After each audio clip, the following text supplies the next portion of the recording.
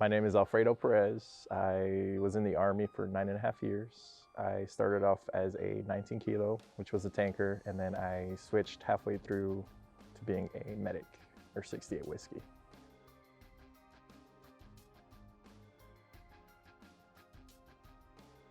There's no one real definition for it, even though, the dictionary has one, right? To me, it means somebody that's gone above and beyond the normal, that has actually done what you could call selfless. It's just like any other culture, we have the things that we see as right, things we see as wrong. We have things that identify our culture as veterans. I mean, you could walk around campus and find any other veteran and ask them the same thing, and they'd probably tell you a whole different story. So it's pretty interesting when you meet them for the first time, right? Because when I first joined, I had no concept of what any of this meant. So now that I'm out compared to when I was first in, I can really understand what it means to have been where I was and to move forward from where I am now.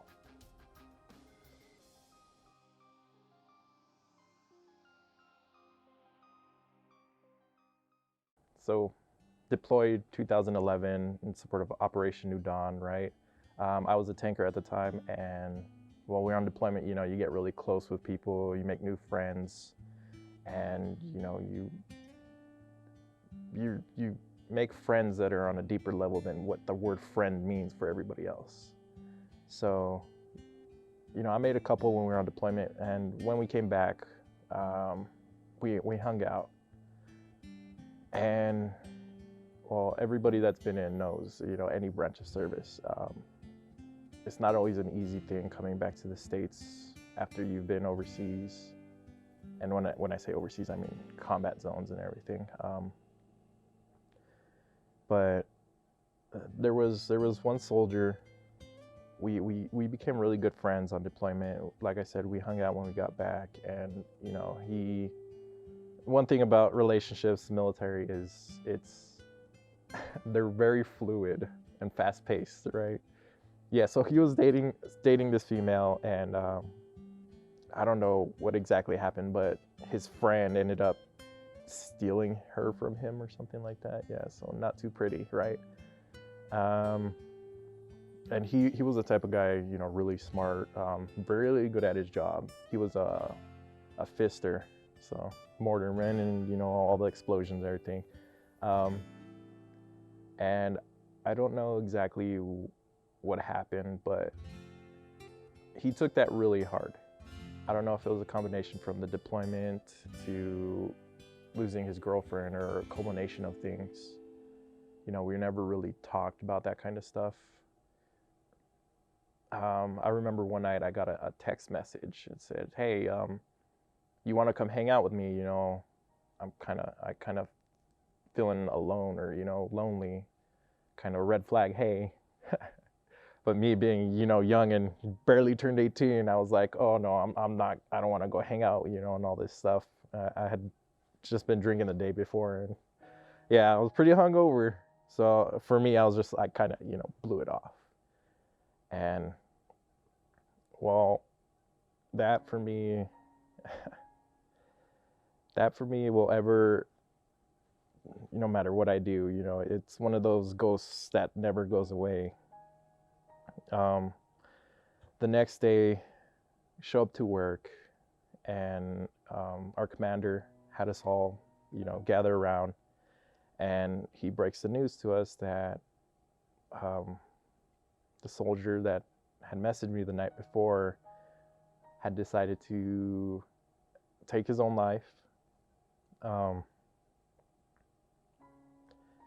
He decided to drink, get in his truck, have the cops chase him, and then he wrapped himself around a tree, him in his truck. So yeah, he obviously he didn't make it, but the reason I say it sticks with me for forever because if it's one of the things that's taught in all the branches of the service, it's that camaraderie. You know, you look out for the person to your left and your right because they're the ones that are going to be watching your front and your back, right? And when we build those relationships, those bonds, you can think of them like family, right? So when somebody reaches out to you, and it may not be in a way that you expect, but you should always at least give them an ear, listen, you know. If not, it's, you know, me being an example, right? It's something that's not gonna ever go away, and it's a really haunting thing. Yeah. When I first got out of basic training and I went to my unit, it was me and 3 other guys. We were the newbies of the unit, so they would always fuck with us with all that stuff. And this was back before, you know, the big change in how the military works now. So hazing was kind of just the norm. It was just like the cast for a sitcom if you looked at these guys, right? So there was me, there was this white male, he was that kind of awkward. You just had to take a second to stop and go like, I don't know what you're doing and it's making me nervous. Then you had the other guy, the really talkative, you know, very silver tongue kind of guy, you know, he could always find something to say about somebody, about something somewhere, you know. And then the last guy, he was your staple nerd guy, just the big old glasses, really, really lanky, and kind of awkward too. I'm not gonna lie, he definitely put me in some weird spots. But so it was our first day, right, in our motor pool, and we were going to work on the tanks. First day working together, we didn't know anything about each other. Our NCO really kind of like, you know, the muscle head that everybody thinks what every soldier should look like, right? Like to yell a lot. So they're showing us maintenance on the tanks. We're working with our mechanics, and we're just going around the tanks and everything. And then all of a sudden, mechanic looks over, hands one of us a ball peen hammer, and he's like, okay, start hitting the tank. And we're just looking, I'm like, okay, why are we gonna do this? He's like, don't ask fucking questions, just do it. He's like, we need to do maintenance on the tank. So we're like, okay. He's like, and we start smacking the side of the tank with the hammer. And he's like, okay, so what you're trying to do right now is you're looking for soft spots on the tank. And what you're gonna do, and he pulls out this white piece of chalk and gives it to us. He's like, for everyone that you find, you're gonna put an X on the fucking tank. So me, you know, I'm like, yeah, I'm doing maintenance. Smacking on the tank. And I start, you know, marking all these spots on the tank and everything. So all you see is just a bunch of X's, white X's all over this tank. And well, my buddies at the time, you know, they just stood there. They didn't say anything. They thought it was maintenance too. The mechanic goes over to one of them. He pulls out, I kid you not, you know, one of the plastic bags that you put your fruits and vegetables in. And he's like, okay, here. He hands it over to the nerdy kid with the glasses, right? He's like, go over to the back of the tank. He's like, I want you to get an exhaust sample. He's like, all right, why don't you guys jump in the tank and start it up? And the kid, he's just looking at the back. He goes, how am I supposed to get a sample of the exhaust in this? He's like, that's all he did. So he walks over to the back. And on the tank, it's a turbine engine. So you can think of the back of the tank as a vent that you would see for your air conditioning, right? Except it's way bigger, probably as big as this couch. And when it turns on, it's just like a big old just blast of hot air. And so he's standing back there, and lanky little skinny dude, right? And he's just with his little bag, just holding it open. And then turn this thing on, and it looked like one of those movies, or you know, the funny videos you find on YouTube where they're just trying to fight the storm, right? He's just holding the bag, and he's like, I got it. And he walks out, and he just looked, oh my God, he just looks so defeated after that. And so we come back over, and then my NCO magically appears out of nowhere at this time, sees all the X's on the tank, looks over, sees this kid, he's all disheveled, you know, his uniforms everywhere and everything, and he's holding this empty bag of air. And he just looks like, and he just like gets so red. He's like, what the fuck are you guys doing to my tank? And the mechanic, we look around for him, surprisingly, he's not there anymore. You know, he just up and left, and we're there standing with a bunch of jackasses drawn all over a tank with a bag of air. And so he, you know, he makes us do push-ups, you know, off the front slope, obviously, so our legs are up in the air, we're doing push-ups. And this is the icing on the cake that just sent him over the top, right? So the little nerdy kid that was holding the bag of the air, he's just, our NCO's yelling at us while we're doing, two of us are doing push-ups and the other two are standing there, and he's one of the ones standing there with the bag of the air. And he's, the whole time the NCO's yelling at him, it looks like he has something in his mouth. And the NCO just stops. He's like, because you can see the vein in his forehead. He's just like, what the fuck are you eating? He's like, how are you gonna eat when somebody's yelling at you? And he's like, I don't even know where his brain was at when he did this. He just reaches into his mouth and he pulls out a Scooby snack, like a legitimate Scooby snack. And the NCO just looks at him and he's like, what the fuck is that? He's like, where did you even get that? And the kid says, oh, it was on the floor over there. And he just, that was it. We were done that day. That is like, that is like the funniest thing that's ever happened to me in the military.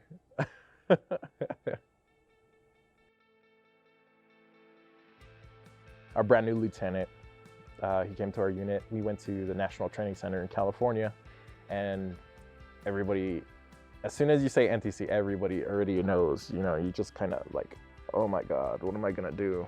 You know, because it's worse than deployment, honestly. So yeah, well, we go out, and I was still a tanker, mind you. You know, most of this stuff happened when I was a tanker, surprisingly. So a brand new lieutenant, you know, we had been training with him for a little bit. Small little white guy, I want to say like probably 5'6", I think. Fit, white male. Was a ranger. He went through ranger school and everything, but ended up with our unit. And he just liked to get after, like just go. So he was always for us, you know, doing what I look at now in hindsight is just a lot of stupid stuff. But it was really fun when we got to do it. And well, I'll skip the boring part. You know, you go to NTC, you sit in the tents and everything, wait for all your stuff to get there. You know, you wait for the, you know, previous units to get out of what they call the box or the actual training situation. And then your unit gets to go in, and then you guys do your training for 2 weeks. So the whole thing takes about like 2-3 months. That's if, you know, you're lucky, right? So when we were doing our training, all over our equipment, we had to wear miles gear, and it's pretty much what you can call the military's version of laser tag. So everyone's just shooting lasers at each other to see if you're alive, you're dead. You know, it's supposed to help with training and provide all these statistics on how accurate and how good our training is, right? And there was one scenario we were doing. We were supposed to be assaulting I think it was a town or a village, I don't know, but it was just a bunch of, you know, fake houses and everything, and there's enemies and civilians in there. And we were doing, at the time, combined arms was a big thing, so our units were consisting of not just specifically tankers, but also infantry and, you know, whatever other assets wanted to join us. But for us, being combat arms, we did a lot of our exercises at the time with the infantry. And so, yeah, their operation was to go in, get the bad guys, and get out. That was, you know, basics of how it was supposed to go. What my platoon's duties was, we were providing oversight over the town. So if anybody called targets or, you know, bad guys and they couldn't get them, that was our job, was to take them out. And well, our brand new lieutenant, he was in the lead tank, so he was all gung-ho. He's like, yeah, I'm gonna do this stuff, I'm gonna be the hero and all this and everything. And so we're just sitting there and we're watching all these vehicles drive around, and then you see all the infantry get out, and then they, you know, start assaulting the town and kicking in doors and everything. And we're obviously on the net, or the, you know, the radio, listening to everybody's chatter. And at some point during the exercise, one of our infantry officers just completely quit. Like, he just dropped everything. He's like, I'm done, I quit. And he got off the net. And everyone hearing this is like, oh crap. And so, you know, we got this drama going on with the infantry, and then all of a sudden, my LT, he starts talking on the radio, not to this guy, but it was somebody else, and they're talking about targets and all this stuff, and then all of a sudden you hear, oh, we have eyes on, you know, the main target that we're supposed to be getting, but we can't get to them. You know, we're losing more guys than we can actually get in there and, you know, extract them. So my LT is like, well, I have a good idea. He's like, why don't we just blow them up with the building? And we're not using actual rounds, okay? So on the main gun tube, 120 millimeter, right? They put the laser on it. It's like you shoot the gun, it's gonna go pew, we fired and everything. So he's like, all right. He starts giving commands to his gunner. He's like, all right, gunner, here, here, here. And I'll never forget it. All you hear is okay, okay, and then fired, boom. And then you hear, okay, target, guy's dead. But what the thing that kills me is what happened next. You hear over the net, you hear break, break, break. And when everybody hears that on the you know, the radio, that automatically means stop talking, this is really important. And the person that said break, break, break was the overall commander of the whole exercise, right? He was running the whole shebang. And you hear, last tank, identify yourself, whoever shot the round, right? My LT's like, yeah, this is blah, blah, blah. He's like, yeah, I need you to come see me, you know. By the way, the training exercise index, that means we're done. So everybody's like, okay, we pack up all our stuff, and everyone's just like, in our internal radio, we're like, the heck did you do, LT? It's like, were you cleared to do that? Or, you know, what were you doing? What were you thinking? He's like, he's probably just gonna tell me I'm, you know, good to go and everything and all that stuff. And then on our net automatically pops up the commander. He joined our net, and he's like, all right, LT, bring you and your crew over. He's like, and he was like, his voice was like, I'm not fucking around. He's like, now. And then he leaves. And so we're like, oh dang, LT, you know, you gotta, what we wore in our vest was sappy plates, porcelain ballistic vests. So what we were making fun of him, and we're like, hey, LT, you know, you might want to wear some sappy plates on your ass because you're about to get your fucking ass pounded. And he's like, you guys are stupid in all this, you know. So they head over, they see the commander, and it's chow time later when he gets back, and we're all outside, we're just hanging out, and he's just like, he comes back, his face is like a little kid when you yelled at a toddler, you know, they get all sad and teary-eyed. And he walks back over, and he didn't say anything. Usually really talkative guy. He just walks back over, not saying anything. We're sitting there just eating. He's like, my NCO, you know, my tank commander, he was a real smart ass too.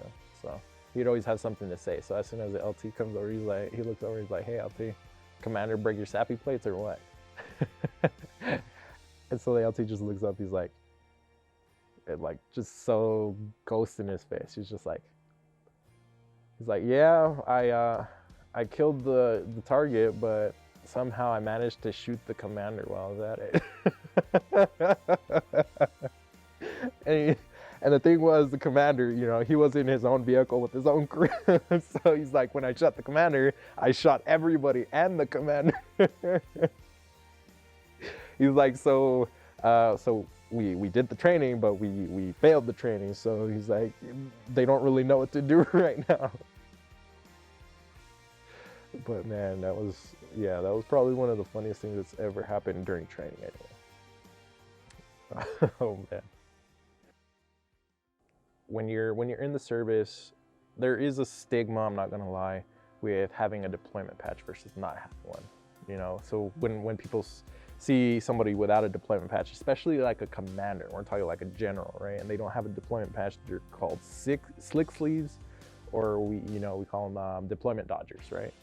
So for me, I got the ideal scenario for what a lot of people wanted. I went to my basic training, AIT, which was advanced individual training, right? And then for tankers, it's what we call OSET, or one station unit training. So you do from start to finish everything with the same drill sergeants. And for a lot of other jobs, it's not the same.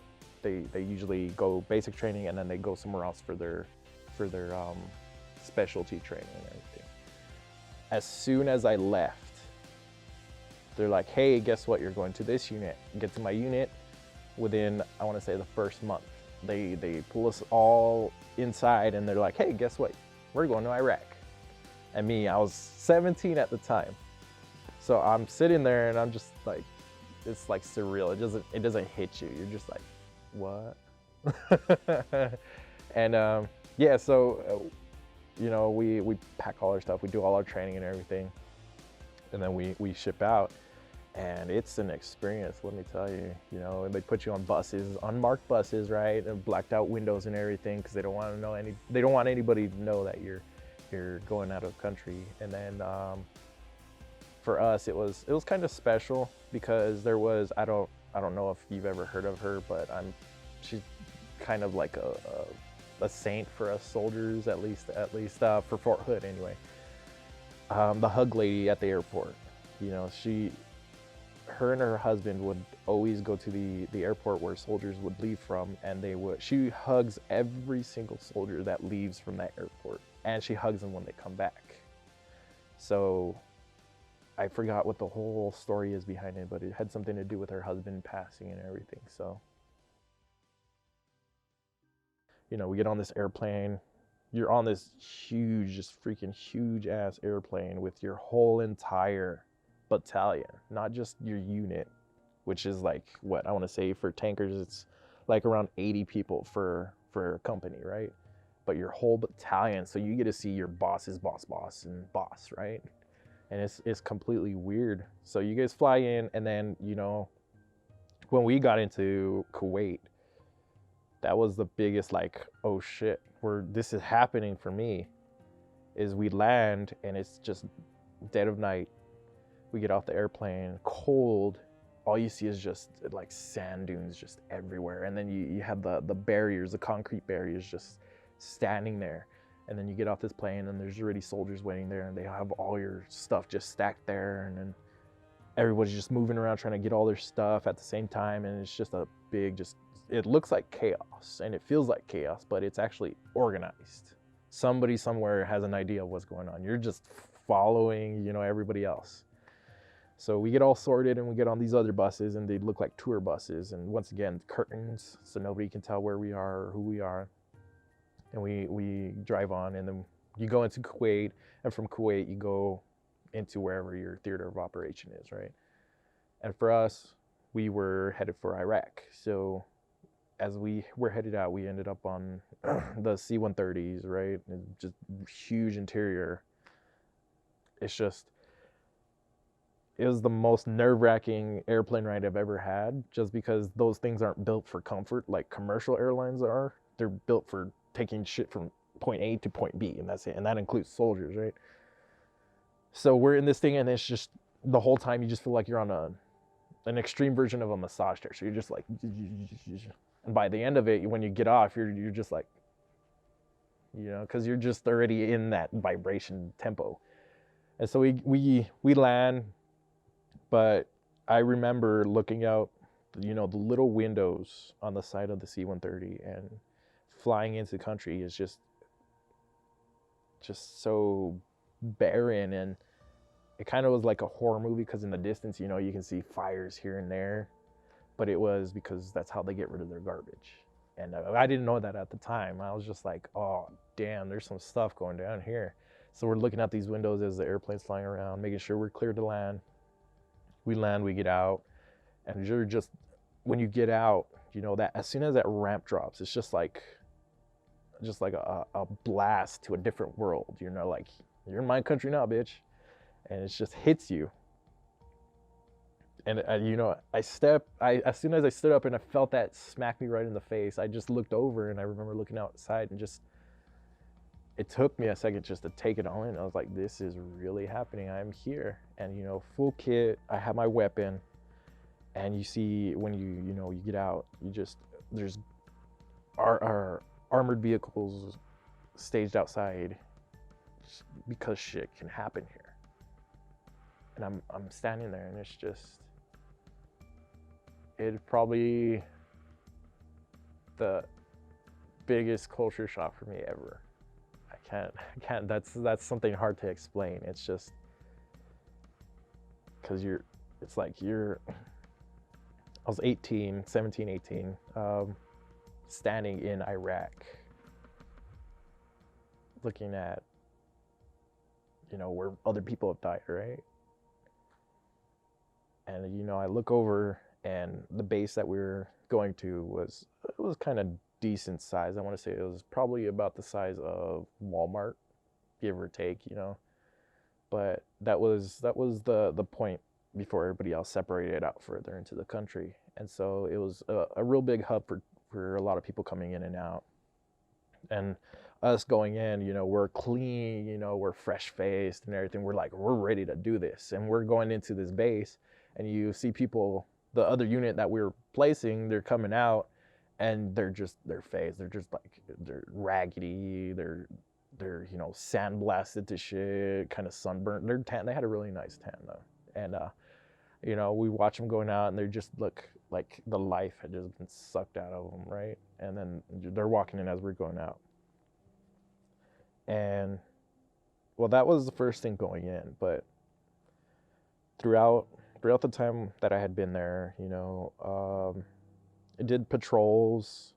We ended up doing, like a scouting mission for one of the UAV units, because somehow one of their UAVs managed to get shot down, so we had to go find the damn thing. And did time working up in operations, radio stuff, hey, we got a guy shot and all this stuff. I'm like, oh, okay, well, guess what? These guys got this guy shot. So I had, some experience working with that kind of thing, and got to hear a lot of the chatter and everything. But the one things that stick out the most from deployment is the first time we received mortars. That, oh man.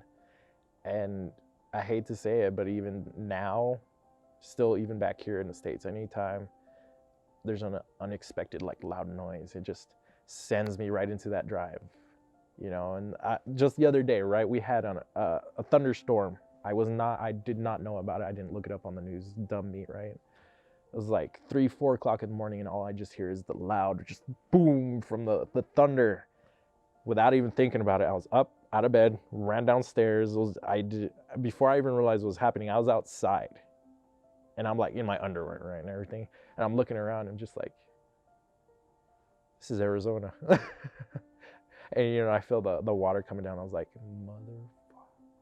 motherfucker. But yeah, so it's when it first happened, I want to say it was probably 2 or 3 o'clock in the morning, and you're asleep in your trailer, which you share it with 4 or 5 other guys. You'll have your beds and everything. Not really much privacy, so yeah, you can think about that however you want to. But yeah, so if there's incoming, you usually get the sirens that go off. I will forever hate that noise. But they go off, and the first time it went off, we were like, is this like a fire alarm? What is going on? And then one of the other guys, our NCO, right, he comes just busting in there on his way to the little concrete, shelters that we have. And he's like, get the fuck out, it's incoming. And we're like, oh shit, this is what we trained for. So, we're all sleeping in our underwear and everything, and we all just run over to the fucking bunker.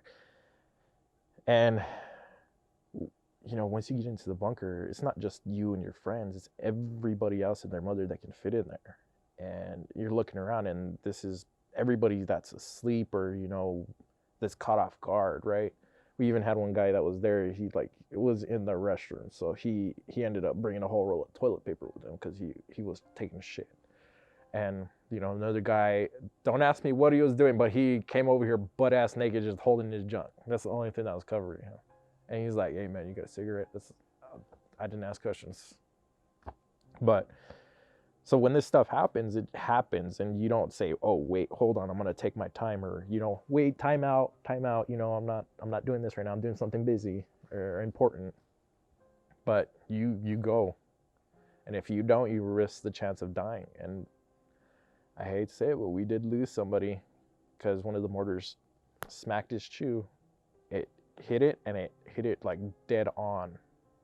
And I remember it so clearly because I was part of the detail or the team, you know, that was sent to clean up what was left over. So, you know, when this thing smacked his trailer, imagine just looking at a regular trailer and there's just a big, it looks like something just kind of ripped it open, you know, like you do a Christmas present, right? And it's just kind of opened up. And then on the inside, it's the surreal thing. It was like a dream. To this day, it unnerves me on how it looked, because when we went in there, imagine your room, right? You have everything where it is. You go there to live there, to go back to every day to sleep. And there's a lot of stuff that you just leave because you know you're gonna come back to it. But imagine that, and now there's just holes just in everything, and blood just everywhere.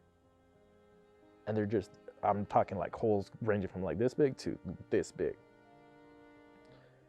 And they're just peppered everywhere. And it was just so much blood. Like I think that's the first time it made me realize that the human body just has so much blood in it. But that I think set everything into motion for me. Like it made you understand what's important. You know, the things that are worth getting mad over, things that are worth getting, you know, fighting for, things that are worth getting happy over, you know. Gives you a real perspective of a kind of complete just overhaul of your paradigm. You're just here, and then now you're here and here. And you're just, whew. Yeah. Our base, we received, I think it was 44 rockets one night. Just they were just coming. I don't even know how to explain it. Just shoo, shoo, shoo, shoo, shoo. And that's how many we received, but there were like a crap ton more just waiting to come at us before they went out and actually stopped them. But we received at least, I want to say, mortars probably every other day. And after a while, you get used to it. And you even get used to sleeping in your body armor.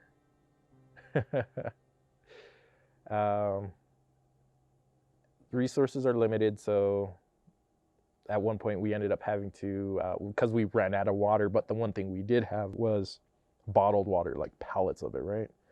And we ran out of actual water to do our laundry and to shower, so we had to use bottled water. And when that happened, those things just disappeared. Like everybody turned into like, this is my village kind of thing, you know, where we take care of our own, as you had squads against squads. Yeah, I just remember showering with one bottle of water. It's possible. It is possible. Washing your laundry, that took a couple, so you and your buddies had to kind of pull your resources and black bag, throw in your stuff, you know, laundry detergent, shake it up, let it sit for a little bit, and then let it dry because you couldn't really rinse it. So it smelled nice, but it was kind of sticky. It was a whole situation, right?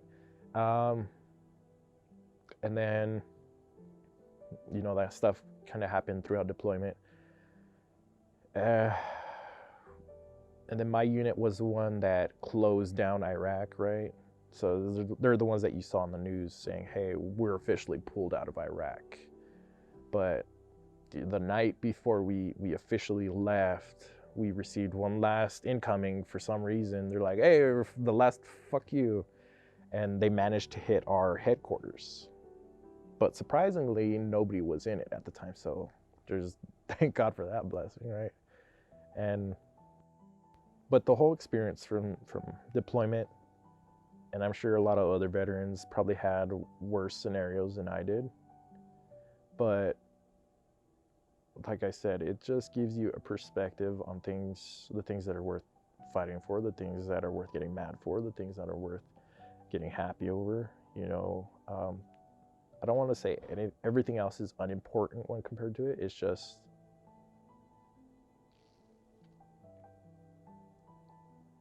it lets you look at that deeper layer that a lot of people here in the States don't get to see, where they're more worried about you know, keeping up with the Kardashians, or, you know, how pretty you look, right?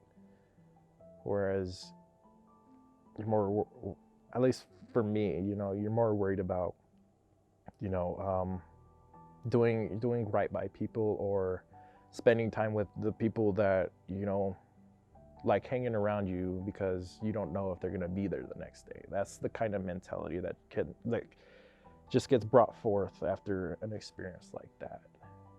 And if I had to tell that to a civilian, it'd probably be a little bit harder, because I mean, the only question I could ask is, what's the hardest thing that you've done, right?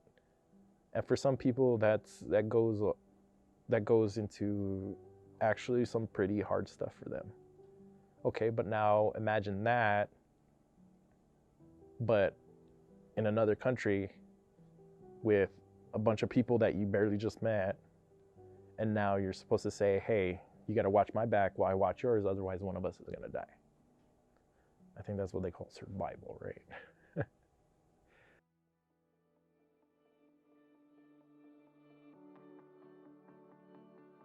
I can't tell you how many times people have told me, especially people that probably, I want to say 1 or 2 years younger than me, they look at you, and I'm pretty sure this has probably happened to you and every other veteran, right?